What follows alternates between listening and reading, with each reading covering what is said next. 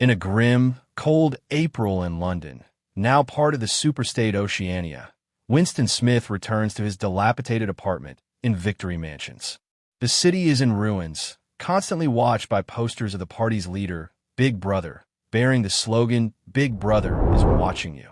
Winston is a frail, 39-year-old member of the Outer Party who works at the Ministry of Truth, altering historical records to fit the party's current narrative. He is plagued by a varicose ulcer and a deep, secret hatred for the oppressive regime. Inside his flat, a telescreen, a two-way monitor that cannot be fully turned off, babbles propaganda about production figures. Winston is constantly aware that his every sound and movement might be monitored by the thought police. He looks out at a bleak London, where helicopters patrol and bomb sites litter the landscape.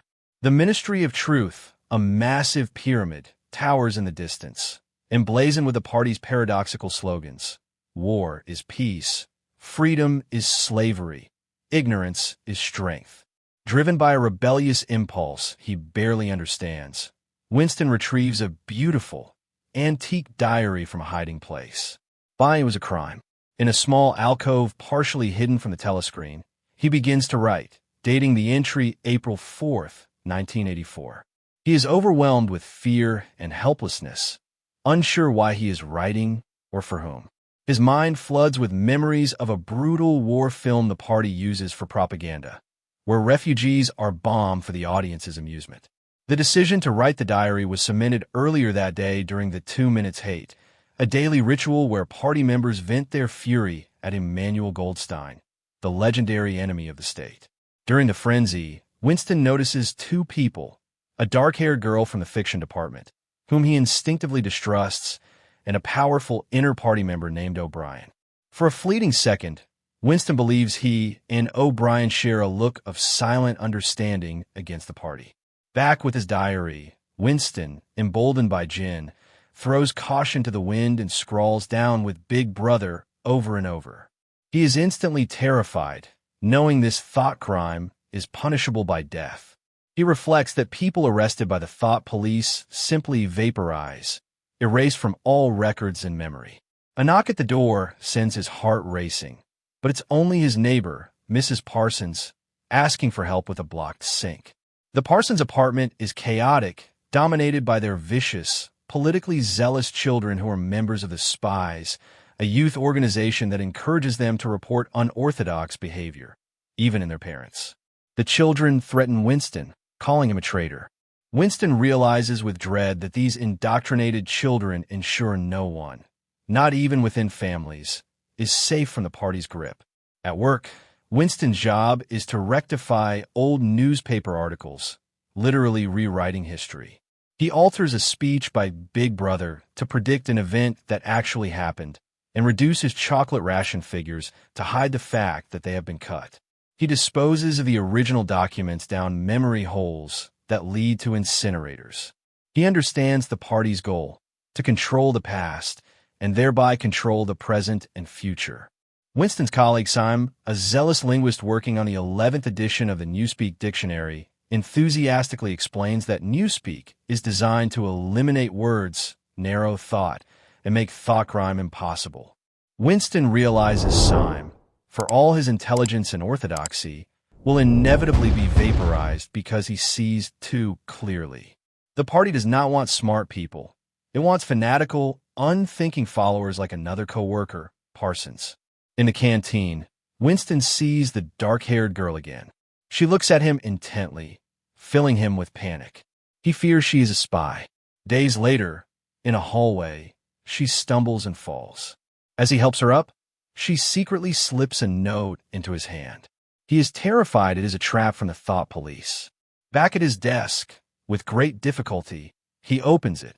The note contains 3 life-altering words. I love you. Following her precise directions, Winston takes a train to the countryside and finds the secluded spot. Julia arrives and with a swift, defiant motion, throws aside her red Junior Anti-Sex League, sash a strike against the party's mission to destroy all pleasure and loyalty not directed at Big Brother. Julia reveals herself to be pragmatic, sensual, and apolitical. She hates the party not for its ideology, but because it deprives people of fun and pleasure. She is not interested in the grand theories of rebellion. Her rebellion is personal and physical. She procures real coffee, sugar, and makeup from the black market, luxuries unheard of for party members. To find a more permanent meeting place, Winston rents the room above the antique shop where he bought the diary. The owner, Mr. Charrington, seems kindly and nostalgic for the past. In their sanctuary, they read excerpts from a forbidden book supposedly written by Goldstein, which Winston obtained from O'Brien. The book explains the structure of the world. 3 perpetually warring superstates, the purpose of which is to consume resources and keep the masses controlled. It describes the party's real aim: power for power's sake, a boot stamping on a human face forever. As Winston reads, he feels he has found the truth. He and Julia vow to fight for the Brotherhood, believing their private rebellion is now part of a larger cause. They declare their loyalty to each other, knowing capture is inevitable. "We are the dead," Winston says. Julia replies, "We are not dead yet." Winston is thrown into the ministry of love, a place of unspeakable horror with no windows. He is starved, beaten, and subjected to relentless interrogation. His captor is O'Brien, who methodically explains that he wrote the Goldstein book as a trap for thought criminals. The party seeks not just punishment, but the absolute conquest of the mind. O'Brien declares, "We shall squeeze you empty, and then we shall fill you with ourselves." The torture escalates. O'Brien uses Winston's greatest fear, rats, to break him. In a final, unbearable moment in room 101, a cage of starved rats is strapped to Winston's face. To save himself, he betrays the only thing left: his love for Julia. He screams, "Do it to Julia, not me." His spirit is utterly crushed. After his reintegration, Winston is a hollow shell. He meets Julia by chance in a park. Both are broken and admit they betrayed each other.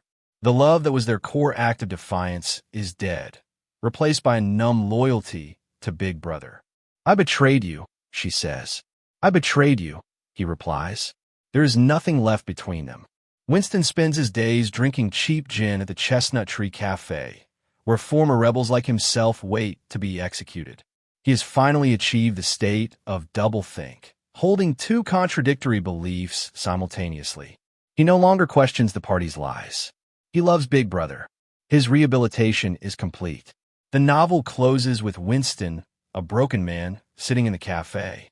A bulletin announces a great military victory. He looks up at a portrait of Big Brother, feeling a flood of vapid gratitude. He has won the victory over himself. He no longer possesses his own thoughts, memories, or love. He is, at last, perfectly obedient. The world of freedom and truth he once longed for is not just gone, it is forgotten.